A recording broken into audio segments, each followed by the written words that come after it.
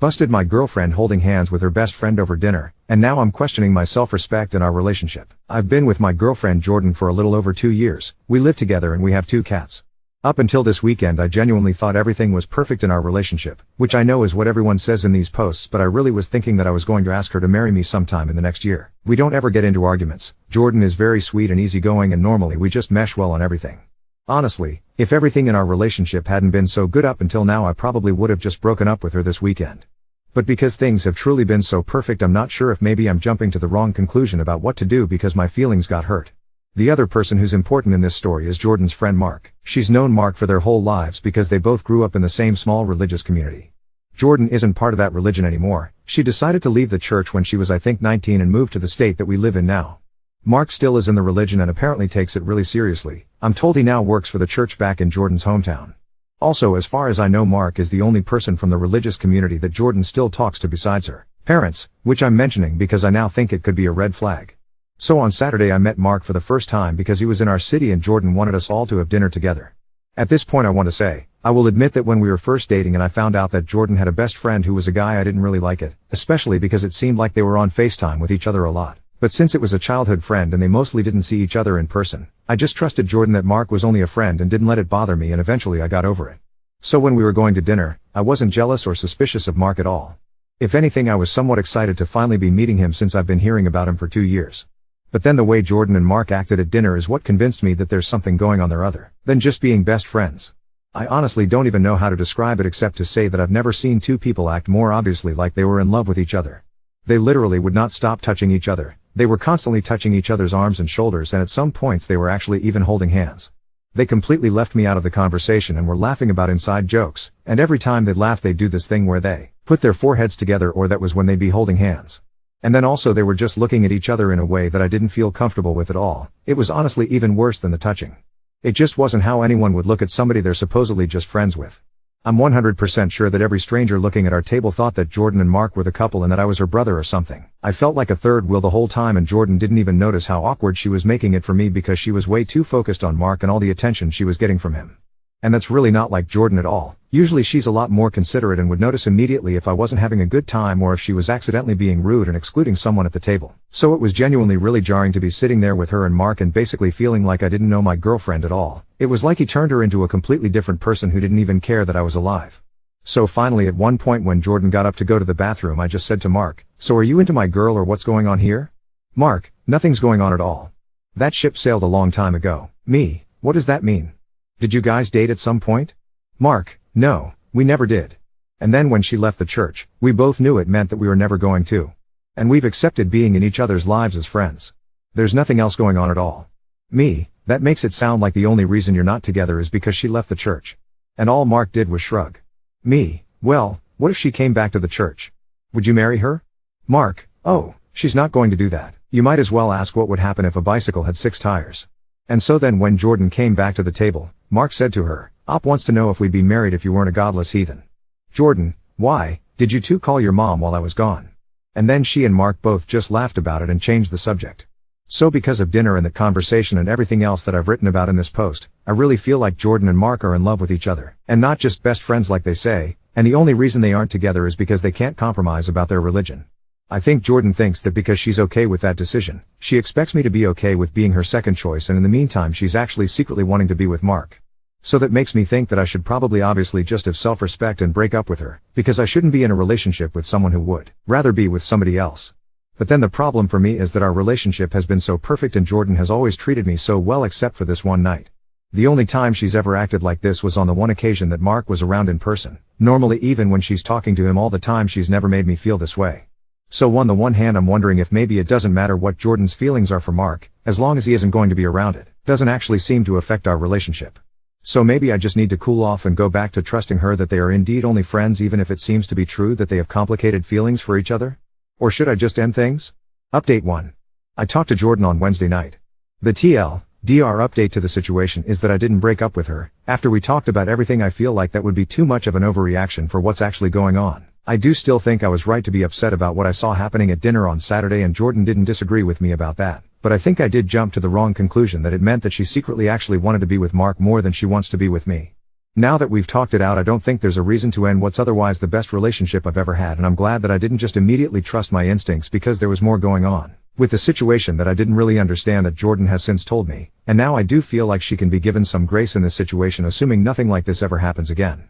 So thanks for the advice, especially for everyone who told me to just talk to her before I made a big decision.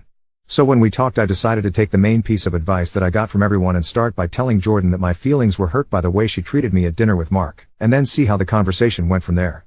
It turned into a very long talk, so I don't want to try to remember exact quotes and get them wrong, but here are the important things. I repeated to Jordan some of what I wrote in the post and said that I felt excluded by her and Mark, especially because they were being overly touchy-feely with each other to the point where it made me uncomfortable. Jordan seemed surprised, like she didn't even notice that she and Mark were touching each other that much, but then she thought about it and said that I was right and apologized.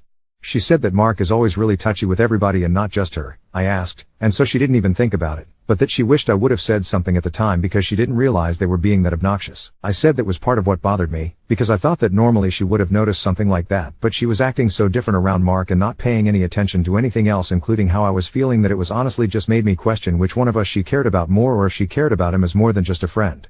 Jordan apologized more and said that she could understand why it would look that way to me, but that she loves me and cares more about me than anyone else in the world, and that she didn't mean to act like that or make me feel that way. She said that she was trying to not make Mark feel like a third wheel because of being a single guy out with a couple, but obviously it backfired and just made me feel like the third wheel instead, which wasn't what she wanted to do either.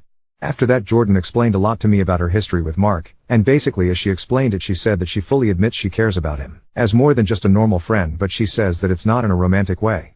She said that's why she always specifically refers to him as her best friend and not just as her friend, and said that she would use the phrase "he's like my brother" if it weren't for the fact that she once had an actual brother, R.I.P., so she won't use that phrasing for anyone else. According to Jordan, the main thing that happened to make her and Mark so close was that when she was 17 she tried to kill herself, and that was actually when everyone else in the community stopped talking to her and Mark was the only person who didn't.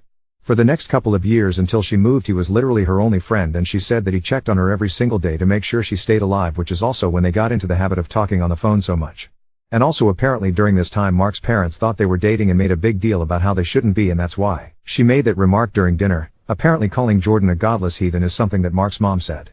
I did tell Jordan that Mark basically said to me that he thought the two of them would be married if she had stayed in the church, and I asked her if she thinks that maybe Mark is in love with her even if she doesn't feel the same way. She said definitely not, and I don't think she was being dishonest. I really don't agree with her, but I think she genuinely believes that Mark isn't into her in any way apart from friendship. Her opinion of the situation is that she also thinks she and Mark would eventually have gotten married if she had never left the church or moved, but from her perspective it would have been more because of peer pressure than anything else, and she doesn't think it would necessarily have been a good thing. She thinks Mark was just being honest about that, and that possibly from his perspective he thinks he and Jordan would have made a good couple, but he's probably thinking that because he's just assuming that in that scenario she'd be the perfect church wife, so there's no reason why they wouldn't be a good couple.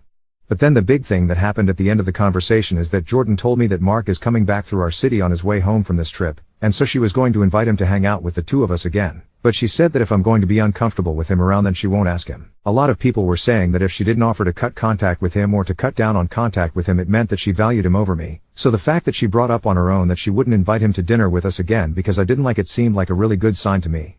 Based on everything else that she said, I do understand why she didn't offer to totally stop being friends with him, and I wouldn't expect her to after what she told me about what happened when she was a teenager. So now I'm deciding to take Jordan's word for it that although she and Mark are weirdly close, it's for the reasons that she explained to me and not because she's in love with him. I think the fact that she was immediately apologetic instead of defensive was good, and the way she explained everything did make sense to me.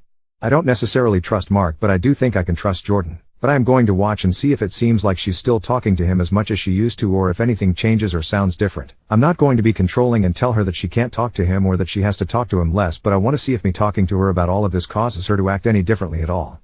I'm kind of thinking she might realize on her own that the way Mark acts towards her actually does seem like he likes her as more than a friend now that I've brought it up, but I don't know. It could be that things just go back to exactly the way they were before, and I won't know if anything has actually changed until the next time Mark is around in person, but I don't think that's something I should keep worrying about before it happens. Update 2. The situation seems pretty resolved now, after Mike and Jordan had an argument over everything and are no longer friends. What happened was that after Jordan told Mark we weren't available to hang out when he came back through our city, he blamed me, saying that he could tell Jordan was only saying no to hanging out because I had a problem with him. Jordan admitted that this was part of the reason and told Mark that she wanted a bit of space from him because she was trying to be respectful of our relationship. Mark got really offended and kept asking Jordan to explain why him being around was disrespectful to our relationship and kept pretending not to understand her answers. And then eventually during the conversation he started trying to guilt Jordan into making time for him and told her that she's become a worse person over the years because the Jordan he knew would never blow him off. That upset Jordan a lot because she took it as Mark saying that she was a bad person since she left the church, and she started crying and she ended up hanging up on him. Jordan and I talked a lot afterwards. I told her that I thought Mark was toxic because anyone else would have been understanding of what she said. Jordan said that a lot of what he said during the conversation reminded her of being in the church. She said that she couldn't explain it except that it was his attitude when he tried to argue with her, but that it made her not really want to talk to him even outside of anything to do with our relationship. Mark texted Jordan the day after asking if she really wasn't going to come see him and if she was going to pick some boyfriend over her only friend after he's been there for her through everything. Jordan texted Mark back explaining her point again and saying that their friendship couldn't be the same anymore as it used to be now that she was with someone and that he should understand that. Mark texted Jordan that he couldn't believe she'd treat her best friend like that. Jordan tried to text Mark saying that a friend wouldn't be guilt-tripping her, but it turned out that he had blocked her number. After that, Jordan was feeling like she'd done something wrong and was too mean to Mark, but she and I talked about it again and she realized that she was right to not want to be friends with Mark if he's going to treat her like she owes him loyalty. Jordan then blocked him back, including on all her socials, so that if later he changes his mind and tries to apologize, she can ignore him. A couple of weeks went by and while I'll admit I was pretty happy about not hearing from Mark, Jordan was really bummed about how everything ended. She said that although she saw now that Mark isn't a good person to have in her life because of his reaction to her trying to set a boundary, she still felt sad and abandoned, and it was bringing back a lot of the same feelings as when she was a teenager and her other church friends all turned their backs on her. So at this point I asked her if she's ever thought about going to therapy for religious trauma, and she said she'd gone for a few months when she first left the church, but the therapist wasn't really helpful. I suggested that maybe it would be a good idea to try again with a better therapist because it sounds like all this stuff still bothers her a lot, and Jordan agreed with me and decided to make an appointment. She's had a couple of therapy sessions that she says so far are good, but I don't really ask her for any details on what they talk about, so I can't really update on that part of the situation. Now on to second story. Discovered my girlfriend's mom secretly tracked me with an AirTag. Now I'm questioning if my girlfriend is trustworthy enough for marriage. I'm 27 male and my girlfriend is 33F. Although our relationship started out very intense and unpredictable, we quickly developed strong feelings and have been together for 3 years. Despite being together that long, I just met my girlfriend's parents for the first time a few weeks ago. She is an only child and said she didn't want to introduce anyone she dated to her parents unless she knew this was the person she wanted to marry. Her parents also live abroad, and due to COVID and her dad's health problems, they didn't visit her for a while. She usually went to visit them. It was a big step for her to tell me she wanted me to meet them, and I did my best to make a good impression. I was raised by my grandmother. When she passed, my older sister took over caring for me. My girlfriend has had a stable upbringing. Her parents are wealthy and she's led a privileged life. We don't have the same life experiences and it was never a problem until I met her parents. If anything, for some reason the differences between us added to our relationship in ways. Unfortunately, I got the impression her parents were scrutinizing every aspect of my life over the dinner we had on our first meeting, and this included my family. I stayed true to myself and maintained my confidence, but left the interaction feeling like I bombed a test. My girlfriend reassured me they liked me, but her mood over the few days afterwards suggested otherwise. I called her out on it and pressed her for an explanation. I learned she's been upset because of a fight she had with her mother following the dinner. Her mother thinks I'm just having fun with her daughter, that I will get bored and leave her and she's too old to be wasting time with me. Apparently, her mother got this impression entirely from the way I look, and this judgment about me trumps anything else I shared about myself. My girlfriend and I decided to have me spend more time with her family over the coming holidays, so I have been going over every day and involving myself in shopping trips etc. with my girlfriend and her mom, hoping that she would get to know me and overcome whatever skepticism she has. I even spent hours getting a crash course in a strategy board game her dad plays and started playing with him to continue learning it as a form of bonding. Despite feeling like I won her dad over, I felt like her mom was constantly evaluating my loyalty in subtle, unrealistic ways. Examples include overanalyzing how I interact with others in public, reading too much into the way I smile, and the way I show affection toward my girlfriend. According to my girlfriend's mom, the fact that I have a motorcycle makes me extra slutty. And that's how this escalated. My sister and I have an 18-year-old dog. It's been a tough few months for him. I think he's approaching the end. For that reason, usually one of us is always with him. He's on the smaller side, so he's easy to bring along anywhere. I've had to leave to give medicine to my dog at certain times of the day because he's on a schedule, and I guess my girlfriend's mom found even this to be suspicious. The other day I left my girlfriend and her family to go give my dog his medicine, and on my way there my phone alerted that an AirTag was traveling with me. When I reached my place, I searched all my pockets and stuff and eventually found it on the motorcycle itself. It was connected to my girlfriend's mom's number. I told my girlfriend, and my girlfriend said she put her mom's AirTag on my bike to prove to her mom that I was not lying about where I was going. I get that she was trying to defend me, but I feel angry at her. It's hard to articulate, but ever since I met my girlfriend's family, Microaggressions by her mom are really getting to me and it's hard to separate them from my girlfriend. Hoping I'm just overstimulated by all this and things will get better after Christmas is over. I'm not sure if I'm an off for being cold toward my girlfriend about the air tag though. But it's a frustration that I'm having trouble letting go of. Share oop, that's what I've been struggling with. The fact that she didn't let me in on her plan makes me wonder if she wanted to test me too. Even if that's not the case, the whole approach has pissed me off. I'm 28M, my girlfriend is 33F. We've been together for a few years and have discussed getting married. Unfortunately, ever since I met her parents last year, their behavior, specifically her mom, has made it difficult for me to see a future anymore. Her mom mistrusts me and it's all based on superficial impressions and assumptions about who she thinks I am. I have tried to show her parents patience and I've been extremely respectful, giving them opportunities to get to know me and overcome their prejudices. Everything came to a head when I went to visit my home country. I have a place here and I came to see a friend get married. Her parents showed up unannounced and requested a ride from the airport. I immediately called my girlfriend despite the time difference because I was in shock. She claimed she had no idea about their plans. They claim it was all impromptu, cheap flight, last minute etc. I just don't buy it. Anyway, I picked them up and they're currently staying with me in my apartment. They've got no itinerary but want me to arrange them to see XYZ and of course they need me as translator. Everything is apparently too foreign to them, they're lost without me. They refuse to go anywhere without me as an escort. My girlfriend is apologetic, but I just don't see her supporting me in dealing with her parents, especially her mom, who is the instigator. The dad has no backbone, is forced to follow her. I posted another issue a while back too. My girlfriend doesn't support me in setting boundaries, so as her partner I fall into a rock and a hard place type situation. I can't tell if I'm being cold and uninviting, or if these people are crazy and my girlfriend is so afraid of them she didn't even warn me about something like this. I feel like I can handle anything if she's on my side. But it doesn't feel like she is. Maybe I can't be with someone like that. Update 1. I just wanted to clarify some things. I only met my girlfriend's parents for the first time late November 2024. The reason I picked them up from the airport instead of abandoning them or telling them to go find a hotel etc. was out of respect for my girlfriend and the relationship I wanted to have with her, and her parents. After the first meeting I had with her parents, in late November that I shared in my first post, I confronted my girlfriend. She apologized and eventually her mother did too. Basically, I thought we were past whatever suspicions and mistrust her mother had about me. Then this happened. In the last few days, since this began, I have realized some things about my relationship. My girlfriend has been trying to play both sides. She'll tell me one thing and her parents another thing. She's been hiding some deep trust issues about me and insecurities about our relationship. Mostly her fears about me being unfaithful. I want to be clear that these fears are not because of anything that I've done, it's just how she feels. She used her parents to convince me it wasn't her craziness. And I am pretty sure she told her mom how she felt and her mom was willing to be in on it. I broke up with my girlfriend and asked her parents to leave. The friend's wedding I went to hit different because of that, but it also made me realize how unhealthy and toxic my relationship was.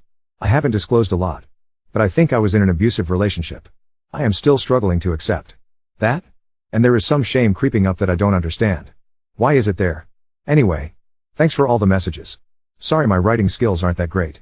I'm so drained from this situation, I feel like I need to sleep for a month. I don't even feel like writing about any of this but I felt I owed you the conclusion. Oop, it was definitely to investigate me. I don't think I'll ever know what my ex-girlfriend and her mom were suspicious about. Did they think I'm secretly married or living some kind of a second life? I wouldn't be surprised if they tried to look into my employment history etc. I feel so stupid for the kindness I extended to them. I tried to be understanding of every transgression and let my girlfriend gaslight me into thinking I was just misunderstanding things because I didn't have parents growing up.